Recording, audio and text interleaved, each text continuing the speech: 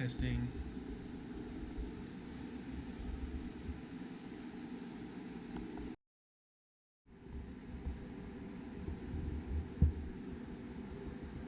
Also testing. Unless this is the first one you saw, in which case testing, and the other one is also testing. Be connected and recording.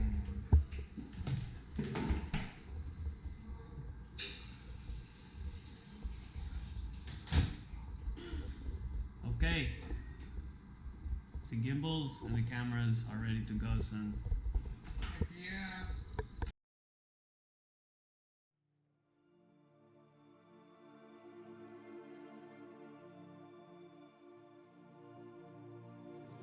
When my son and I set out on this adventure, before dawn on August 8th, 2022, I thought I knew what we were in for. It wasn't my first trip to Jordan. The emotional impact of walking down the Siq and Petra to the treasury, as mind-explodingly, heart-dissolvingly powerful as it was, seemed like a once-in-a-lifetime thing. I never expected to feel anything on that level again in my life. But I underestimated what this trip would bring.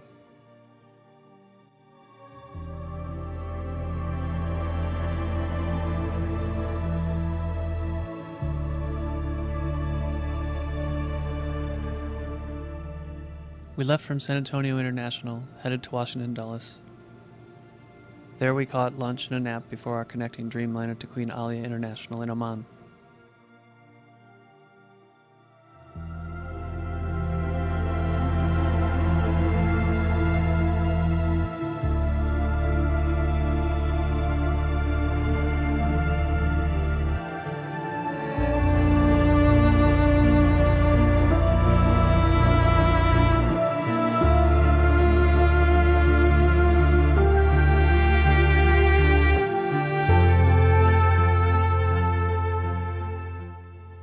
After being briefly detained at the airport by authorities, funny story, we were on our way to our home for the next few days, the lovely Khediwe Hotel in the throbbing, beautiful heart of downtown Amman.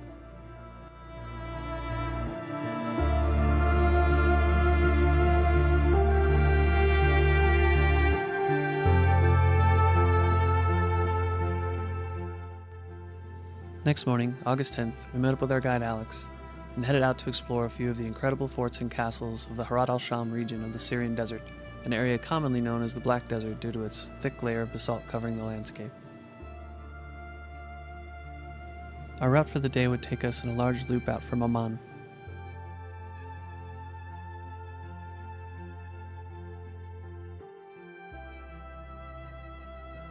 Our first stop was Qasr Haranna. Understanding or plan, or their own style, yeah? So they borrowed a lot of, at the beginning, from the previous era, from the Byzantine, from the Romans, and you can see exactly some of these elements. About 20 miles, 32 kilometers from the Saudi Arabian border, Qasr al-Harana is one of the best known of the so-called desert castles. The word Qasr in Arabic can mean castle, fort, or palace. So not all of the Umayyad desert castles are actually castles, and Qasr al-Harana doesn't actually seem to be a castle, fort, or palace. Ironic given that of all the desert castles, it looks most like what the mind would conjure for a castle. But that enigma and apparent contradiction is part of the allure. We don't know for sure who built it, when, or even why. We know the building is nearly square, about 115 feet, 35 meters on each side, and has 60 rooms on 2 levels surrounding a central courtyard with a rainwater pool in the middle, though there is no extant visible evidence of the pool now. The towers along the outside were not functional defensive structures, and the arrow slits on the walls appear to have been more for light and ventilation.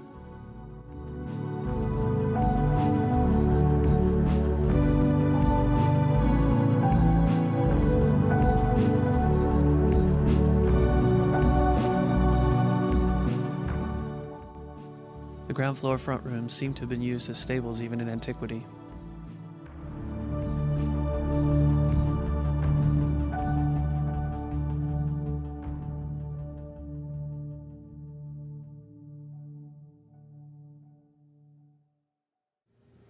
An inscription in one of the upper rooms indicates that the building was in use by 710 CE at the latest. We're reasonably sure it was built by the Umayyad Empire, though some scholars argue that Sasanian traditions and some of the architectural elements indicate that it was built during the Neo-Persian occupation of the area in the 620s CE.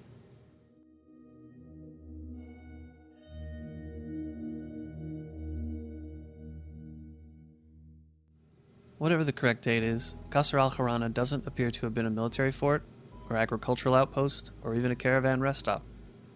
There is no evidence of wells or dams large enough to provide sufficient water to support large groups, especially over long periods of time.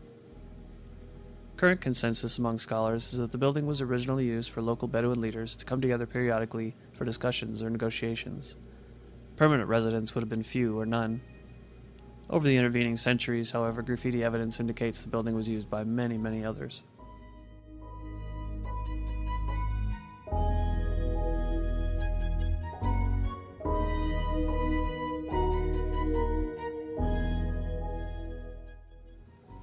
From the purely aesthetic, the emotional perspective, Qasr al-Haranna is beautiful.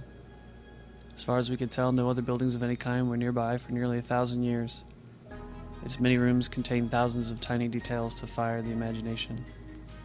The mind will fill in fantastical images if you let it.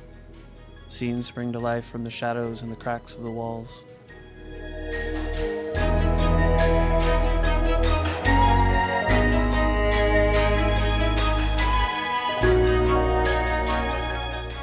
But the reality of the place is just as fantastical.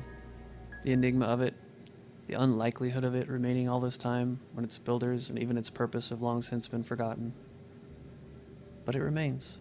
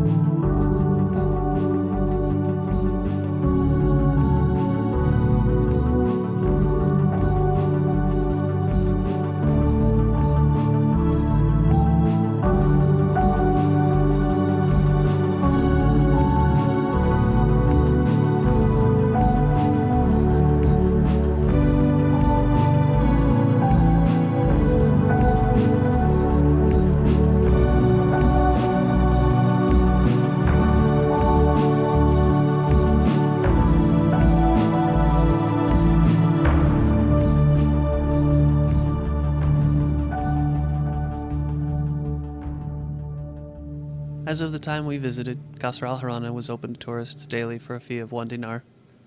Visitors are free to explore the entire building at their leisure.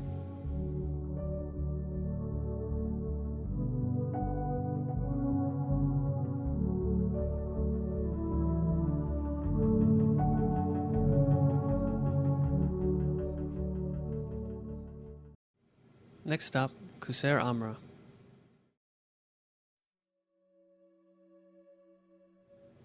We know quite a bit more about Qusayr Amra. It was built sometime between 723 and 743 CE by al-Walid ibn Yazid, who later briefly ruled as the 11th Umayyad Caliph Walid II.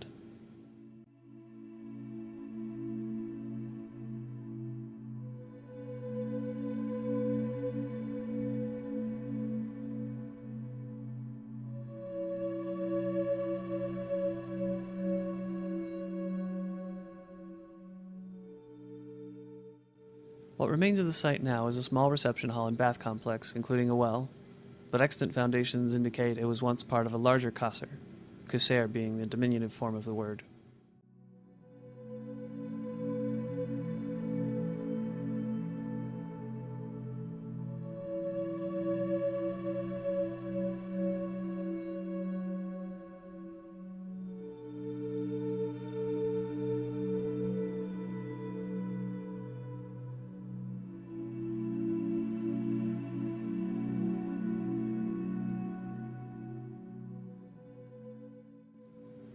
As a young prince, al-Walid spent a lot of time away from Damascus, the Umayyad capital, indulging himself. The frescoes on the walls and ceilings depict many subjects that would eventually become taboo. It's kind of a marvel that they weren't destroyed or at least painted over later. Perhaps, Being as remote as the site was, it was simply forgotten after Walid's assassination in 744 CE.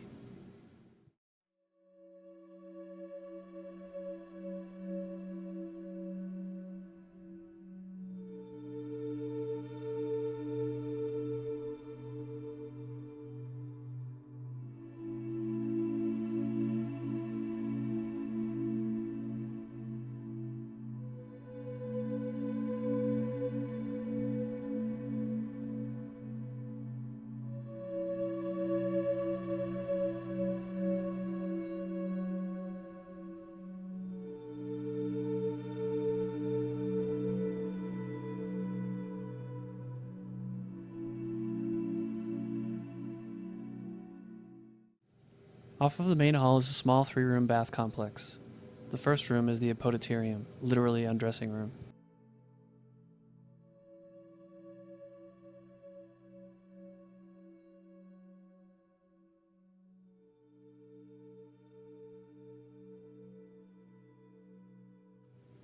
The other 2 rooms are the tepidarium, the warm bath, followed by the caldarium, the hot bath.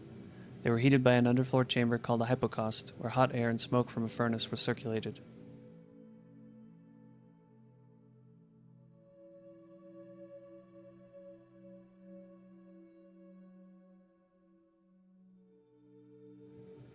The ceiling of the caldarium at Amra is a hemispheric dome, on which is the earliest known image of the night sky painted on anything other than a flat surface.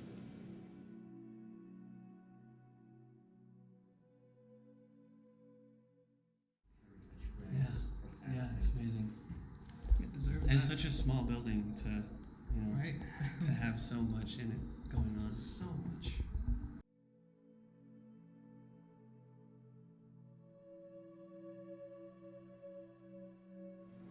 Next stop, Qasr Uweinid.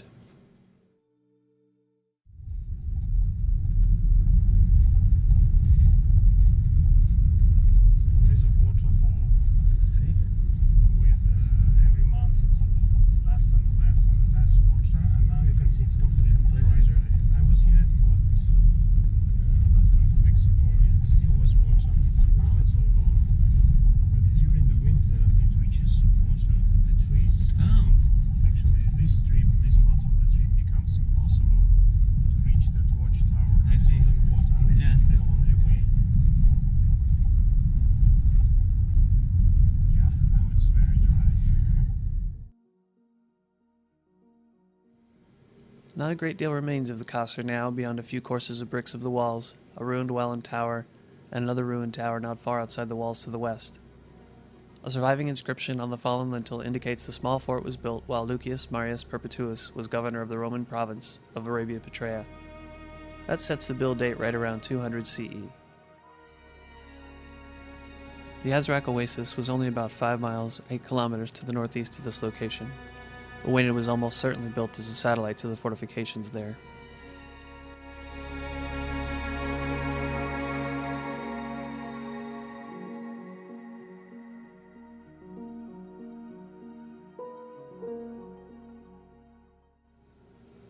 The lack of impressive architectural remains doesn't detract from the stark beauty of the site, or the palpable weight of first-hand realization, not for the last time on this trip, that 2,000 years ago real, normal, sweaty, hungry people once worked hard to make a seemingly barren scrap of land into something resembling home. They joked and teased and argued and kept each other warm and fed. They watched the horizon, waiting for, and maybe out of boredom eventually wishing for, an enemy to appear there. Then, in time, as all vigils do, theirs ended, whether by a waning need or a violent clash, and this place was abandoned to the bustards and jackals and spiny desert mice. My son Nate and I, through a shared unspoken resolve, search each place we visit for every little hint of evidence of those people who built the world that led eventually to us. We gently acknowledge the beauty and craftsmanship of every tiny piece of broken pottery as if it were a headstone or a monument. We take too long, everywhere, not wanting to leave anyone out, though we will never know their names or their stories.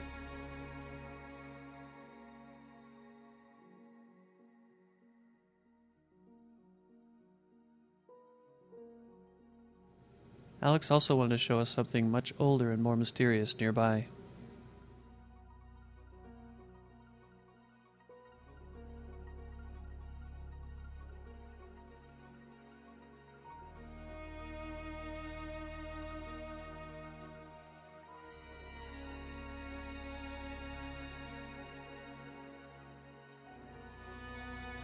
We made our way down to the floor of Wadi Butum, which runs alongside the fort, then across to a stone circle that dates back to Neolithic time more than 8,000 years ago.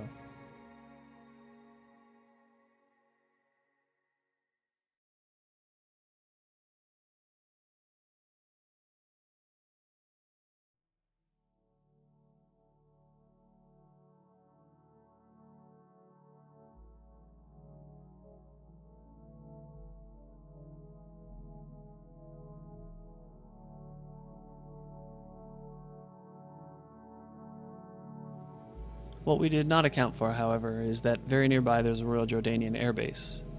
A routine patrol had seen our Range Rover, with diplomatic license plates, sitting unattended. They very reasonably felt the need to investigate, and we were, once again, very briefly detained by the authorities.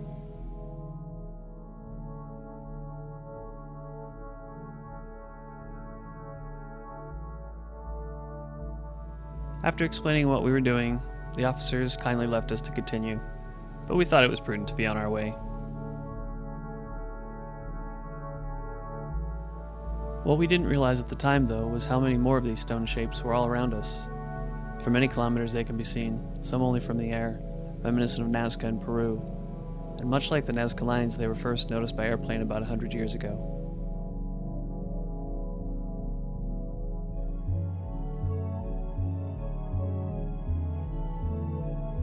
Some do appear to be of practical use, like the hunting kite coming into view on the left here, but most are still a mystery.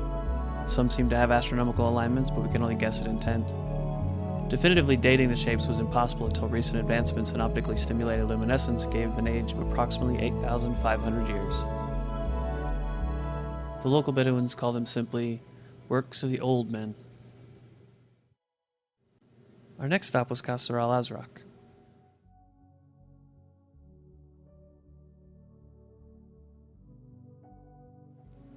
The place we just left served as a satellite of this fort, or some earlier version of it. Qasr al-Azraq was built by the Romans no later than 305 CE to protect the Azraq oasis, at the time the only permanent source of fresh water in approximately 4,600 square miles, 12,000 square kilometers of desert. It was expanded in 1237 CE to more or less its current form by Ayyubid Emir Izz-ad-Din Aibak. The fort was last occupied for a military purpose during the Great Arab Revolt when T.E.Lawrence, aka Lawrence of Arabia, used it as his headquarters during the winter of 1917. In his 1926 book, 7 Pillars of Wisdom, Lawrence would say of Azraq, "We hurried up the stony ridge in high excitement, talking of the wars and songs and passions of the early shepherd kings, with names like music, who had loved this place, and of the Roman legionaries who languished here as garrison in yet earlier time. Then the blue fort on its rock above the rustling palms, with the fresh meadows and shining springs of water, broke on our sight. Of Azraq, as of Rum, one said Numen Inest, both were magically haunted. But whereas Rum was vast and echoing and godlike, Azraq's unfathomable silence was steeped in knowledge of wandering poets, champions, lost kingdoms, all the crime and chivalry of dead magnificence of Hera and Ghassan. Each stone oblate of it was radiant with half memory of the luminous silky Eden which had passed so long ago." Just inside the courtyard is a broken altar with inscriptions referencing Yowiorum and Herculeorum. These were pseudonyms used by the first Roman tetrarchy, Diocletian and Maximian. Assuming the altar is original to the fort, this is what dates it to 305 CE at the latest, though some kind of fortification definitely existed here much earlier.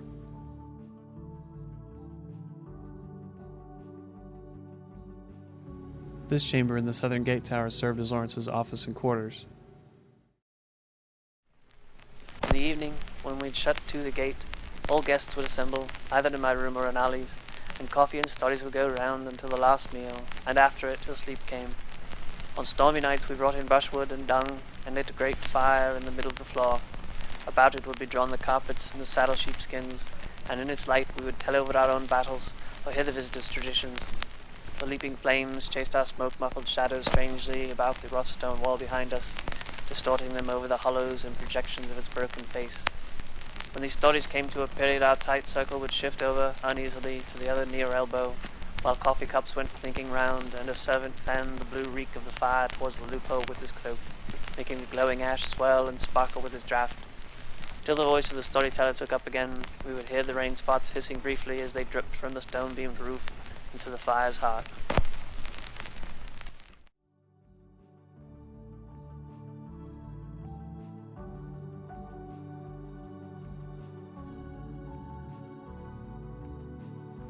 In Lawrence's time at Azraq, they blocked up the entrance we had used, repurposing the lower room of the gate tower as barracks. They opted instead for the 3-ton postern gate as their primary entrance.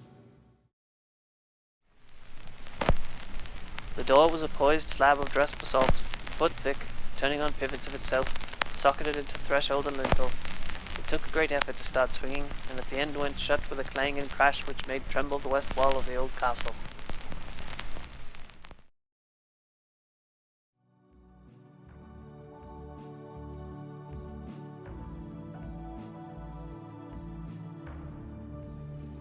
Walking through its rooms and passages, looking out into the now barren expanse to the south, there's an undeniable feeling.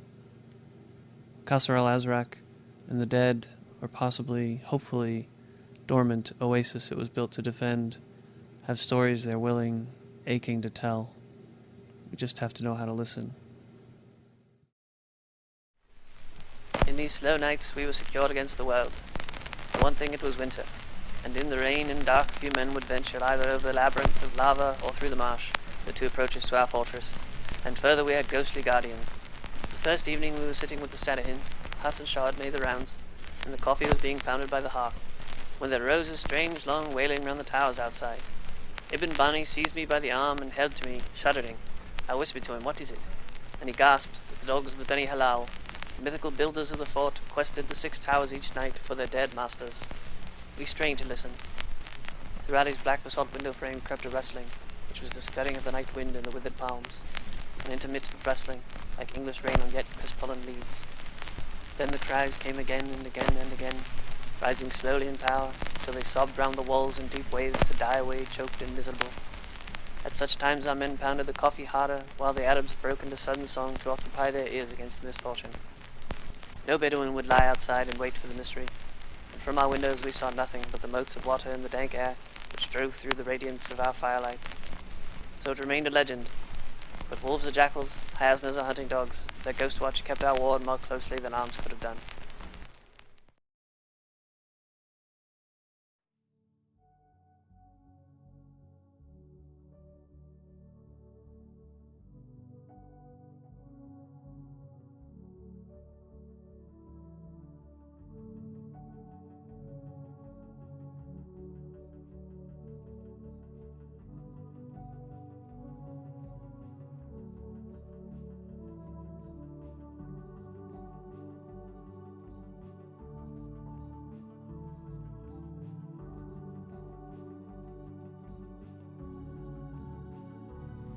Jordan is full of messengers like Azraq, from history and prehistory. Some whisper, some shout. All have stories well worth hearing.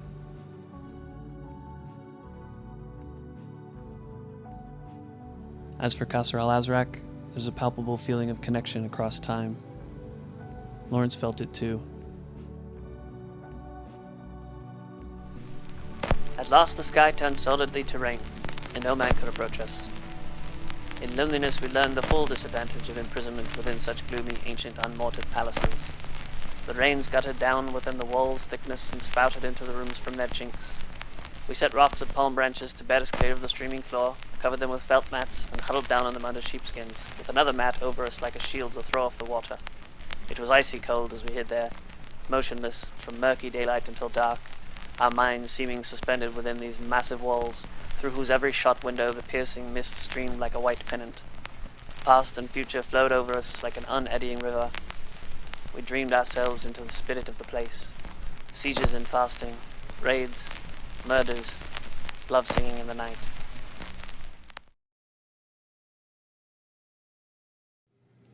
We dreamed ourselves into the spirit of the place.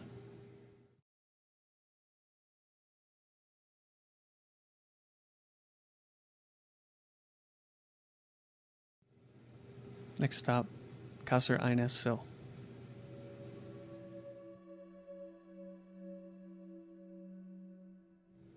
Little is known about the site other than it was likely a large Umayyad farmhouse or small palace. We made a quick stop to look around since it was only 1 kilometer from Azraq.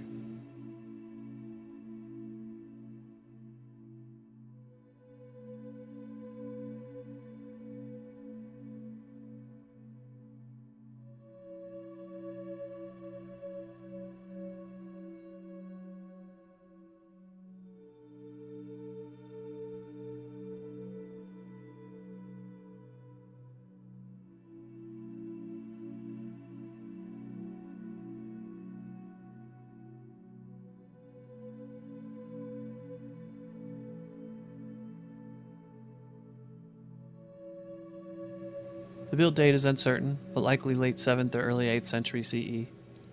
The main house consists of 7 rooms surrounding a courtyard. There was also a bath complex of 5 rooms added to the west side at some point.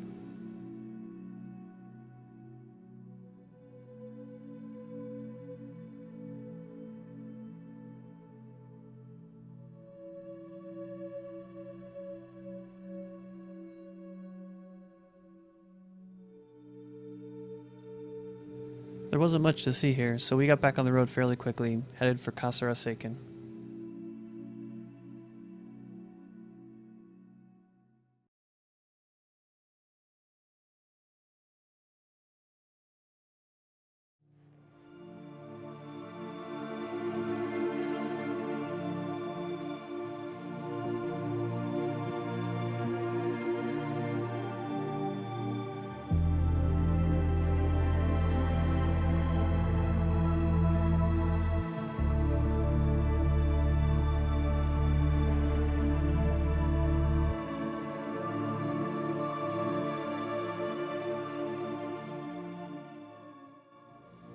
The fort we see is Roman, but there's evidence of older Nabatean presence at the site as well. The Nabatean work is likely 1st century CE, with the Roman work in the 2nd century CE. Qasr Haranna was the farthest eastern fort of the Limes Arabicus, a frontier of the Roman Empire running from the Gulf of Aqaba on the Red Sea, north 930 miles, 1,500 kilometers, into northern Syria.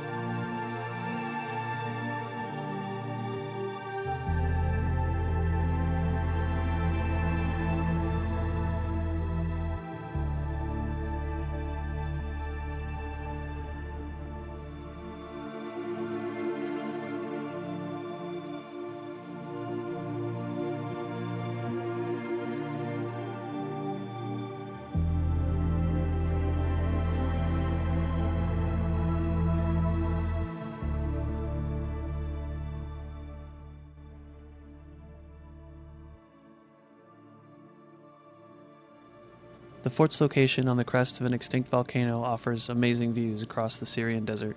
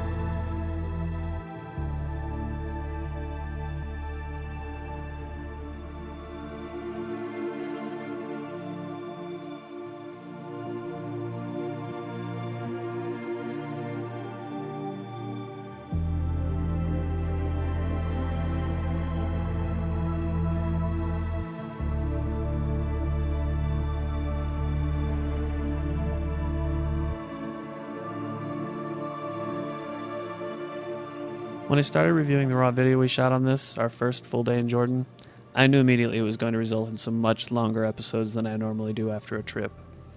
I don't think every day is going to translate into a half-hour epic, but this probably won't be the only one. Consider yourself warned. Alex was a fantastic guide, by the way. He no longer lives in Jordan, or I'd give you the link for his tour company. If he ever moves back and starts up again, I'll add it to the description. Stay tuned to this channel for part 2, coming soon. Now a word from our sponsor. Just kidding. About young's perseverance, and yet at the same time, So right that time. there's this thriller aspect of that murder and mystery. Hello. Hello. Hello.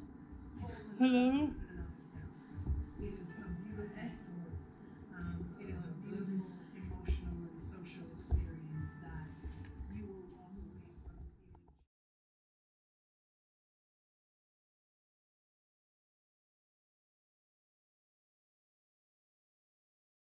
feeling. And then it came.